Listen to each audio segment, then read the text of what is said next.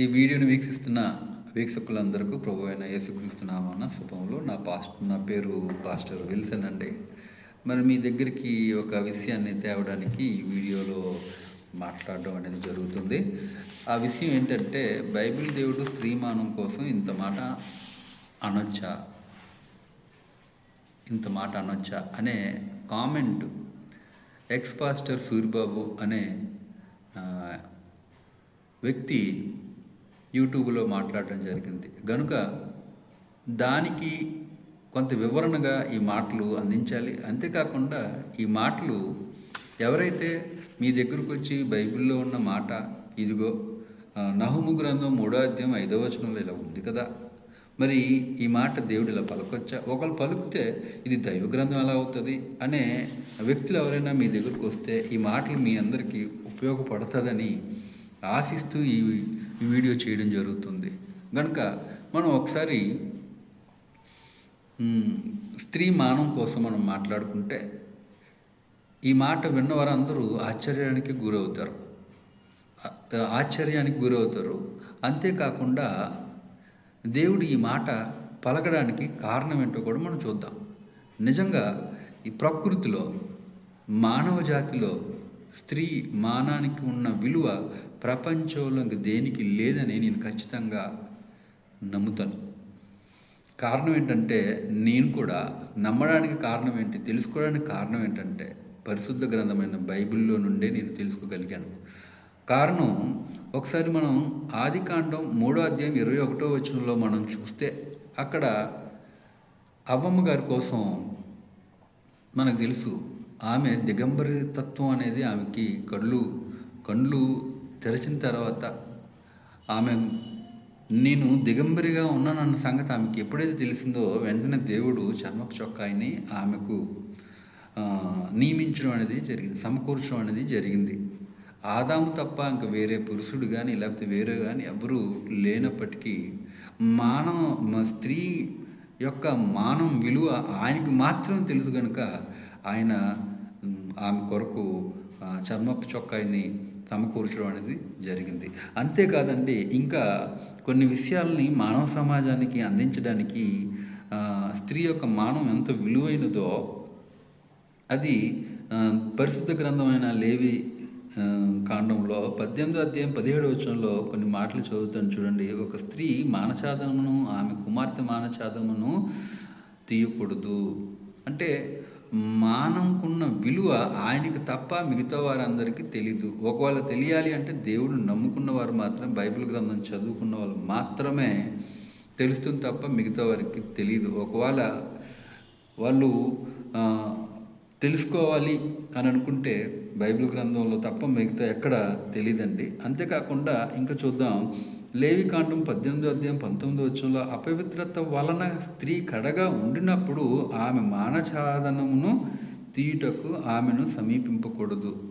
ఆమె మానఛాదనము తీయుటకు ఆమెను సమీపించకూడదు. కడగా ఉండేటప్పుడు ఆమెను కూడకూడదు, పీరియడ్స్ టైంలో ఆమెను కూడకూడదు అని, ఆమెను మానఛాదనం తీయకూడదు అని స్త్రీ యొక్క మానం కోసం మాట్లాడుతున్నాడండి.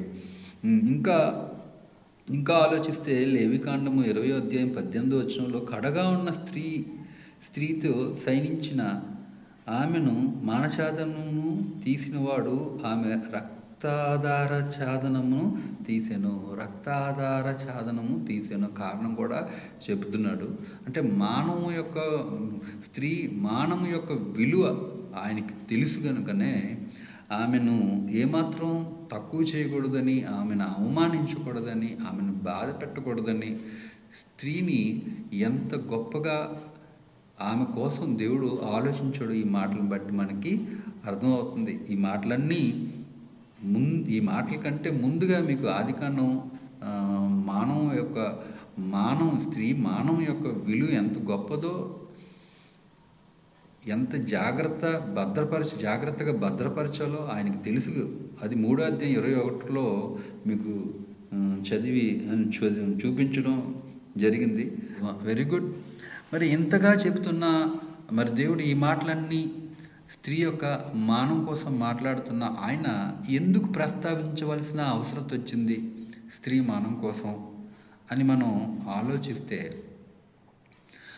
ఆలోచిస్తే నిజంగా ఆయన వక్రీకరించాడన్న సంగతి మనకు అర్థమవుతుంది. నహుము గ్రంథం 3వ అధ్యాయం 5వ వచనంలో, ఇదిగో చెంగు నీ ముఖం పైకి ఎత్తి నీ మానమును జనములకు చూపిస్తాను అని అన్నాడు. దేవుడి మాట అనొచ్చా అని అంటున్నాడు. ఈ నహూము గ్రంథము 3వ అధ్యాయం 5వ వచనం. నువ్వు అధిక జారత్వం చేశావు కాబట్టి నీ లంగా పైకెత్తి నీ మానాన్ని ప్రజలందరికీ చూపిస్తాను. అసలు ఏంటది? అసలు ఏంటి ఆ శాడిస్ట్తనం ఏంటి? అలా నిజంగా ఈ మాట రాయించడానికి, అనడానికి అసలైన కారణం ఏమై ఉంటుంది? మానం కోసం ఆయనకి తెలీదా? మరి ఆ స్త్రీ మానం కోసం బట్టబయలు చేయడానికి ఆయన ప్రయత్నిస్తాడా? ఒకసారి ఆలోచించండి. ఆయన చేయడని ఖచ్చితంగా మనం చెప్పగలం. ఎందుకంటే కొన్ని మాటలు మీకు చూపించాను. ఎవరైనా మిమ్మల్ని అడిగితే ఖచ్చితంగా ఈ మాట మీరు అలాంటి వారికి సమాధానంగా మీరు చెప్పాలి. మరి ఏంటి ఉద్దేశం ఏంటి? ఎందుకోసం రాయించాడు అని అంటే, నిజంగా ఈ ఎక్స్ పాస్టర్ సూరిబాబు ఒక మాట దొరిలాడండి. ఒక స్త్రీ అని చెప్పడం జరిగింది. అంటే 3వ అధ్యాయం 5వ వచనంలో ఒక స్త్రీ జారత్వం చేసింది. నిజంగా అక్కడ చూపించడం అనేది జరిగింది. నిజంగా నేను ఒక విషయాన్ని చెప్తున్నాను. ఒకవేళ ఒక స్త్రీ అని కానీ, ఆమె బైబిల్లో ఒక ఆవిడ తప్పు చేసింది అని కానీ, స్త్రీని గురించిన పేరు కానీ అక్కడ ఉంటే ఖచ్చితంగా నేను బైబిల్ని వదిలేస్తానండి. బైబిల్ని నేను ఎప్పుడు 23 సంవత్సరాల నుంచి దేవుణ్ణి నమ్ముకున్నాను కనుక, మరి ఒకవేళ ఆ మాట కానీ చూపిస్తే నేను బైబిల్ని వదిలేసి నాస్తికుడిగా మారిపోతానండి. ఇది నా ఛాలెంజ్. ఒకవేళ అక్కడ చూపించలేకపోతే బైబిల్ గొప్పదని, పరిశుద్ధ గ్రంథం అని ఎవరైతే చెప్పారో, ఎవరైతే చెప్పాలనుకుంటున్నారో వారి నోట నుండి చెప్పగలగాలి. రోసం ఉంటే చెప్పగలగాలి. ఎవరైనా అడిగి ఇదే ఛాలెంజ్ చేయండి.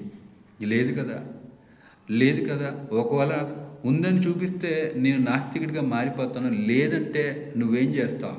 బైబిల్ గొప్పదని చెప్తే చాలు. ఇంక దానికంటూ గొప్ప మాట లేదు. కనుక మరి దేవుడు ఈ మాటను ఎందుకు రాయించాడు అనే ఉద్దేశాన్ని మనం చూద్దాం. ఎందుకు రాయించవలసిన అవసరత ఎందుకు వచ్చింది అనే ఉద్దేశాన్ని మనం చూస్తే, నిజంగా ఈ మాట స్త్రీ కోసం రాయించాడా? స్త్రీ ఇలాంటి క్యారెక్టర్ అక్కడ చూపించాలన్న ప్రయత్నం దేవుడు చేశాడా? ఒకవేళ మనం ఆలోచిస్తేనండి, అక్కడ ఒక్క స్త్రీ అని లేదు, అక్కడ పేరు లేదు. మరి ఆ క్యారెక్టర్ ఉంది. ఆ క్యారెక్టర్ని ఎవరికి చూపించలేని, ఎవరికి తెలియపరచాలని ఎందుకు ఆ మాటను రాయించి ఆ మాట చెప్పే ప్రయత్నం ఎందుకు చేశాడు అని అంటేనండి, అక్కడ స్త్రీని అవమానించడానికి కాదు. స్త్రీకి జరిగే అవమానం, ఆమెకున్న మానం బట్టబయలు చేస్తే ఎంత అవమానం జరుగుతుందో అలాంటి అవమానం ఎవరు జరుగుతుంది?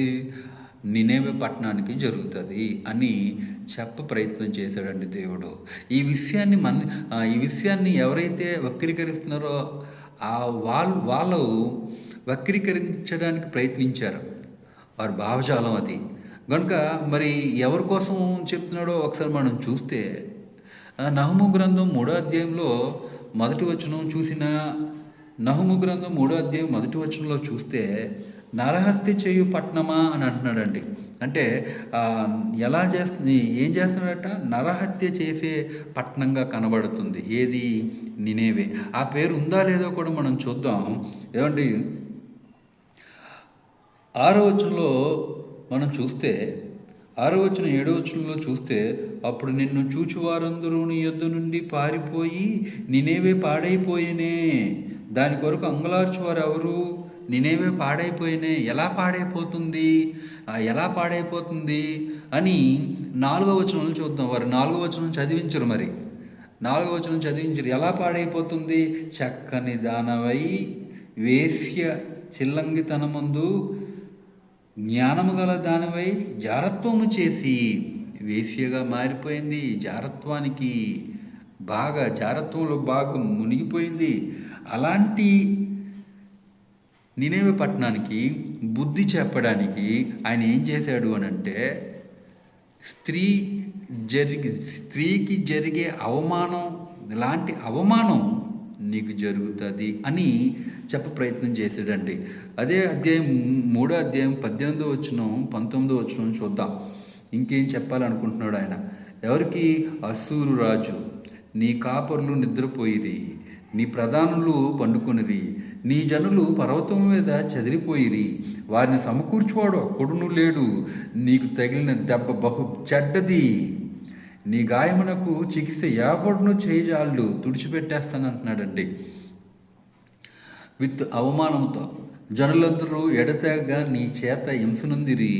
హింసిస్తున్నాడు, జారత్వం చేస్తున్నాడు, వేశ్యతనం కనబడుతుంది, ఏమండి నరహత్య చేస్తున్నాడు. నిన్ను గూర్చిన వార్త వినువారందరూ నీ విషయమై చప్పట్లు కొడుదురు అని అంటున్నారండి.